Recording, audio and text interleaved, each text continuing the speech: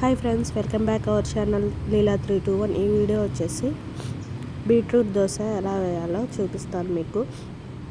ఒక బీట్రూట్ తీసుకోండి. బీట్రూట్ని పీల్ తీసి శుభ్రంగా కడిగి ముక్కలుగా కట్ చేసుకొని మిక్సీ జార్లో వేసుకొని కొంచెం అల్లం ముక్క, ఒక పచ్చిమిరకాయ వేసి కొంచెం వాటర్ పోసుకొని మెత్తగా గ్రైండ్ చేసుకోవాలి. ముందు రోజే దోశ పిండిని రెడీ చేసుకున్నానండి. దాంట్లో బీట్రూట్ జ్యూస్ వేసి బాగా కలపాలి. బాగా మిక్స్ అయ్యేలాగా కలపాలి.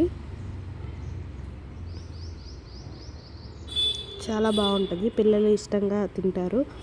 ఇలా బాగా కలిపిన తర్వాత మనకు సరిపడా ఉప్పు వేసుకొని బాగా కలుపుకోవాలి.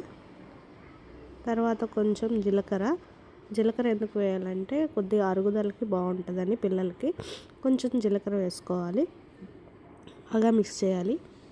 తర్వాత ప్యాన్ పెట్టుకొని పొయ్యి మీద ప్యాన్ కాలిన తర్వాత దోశ వేసుకోవాలి.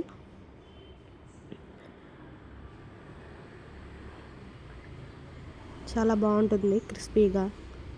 పిల్లలు బీట్రూట్ తినని వాళ్ళు ఉంటే ఇలా వేసి పెడితే పిల్లలు బాగా తింటారు. కాలాక ఆయిల్ వేయాలి. ఆయిల్ వేసాక టర్న్ చేయాలి. రన్ చేసేసాక దీంట్లో పల్లీల చట్నీ కానీ టమాటా చట్నీ కానీ ఏ చట్నీ అయినా చాలా బాగుంటుంది.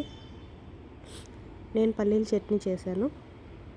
ఈ వీడియో కనుక నచ్చినట్లయితే like and share and subscribe చేయండి.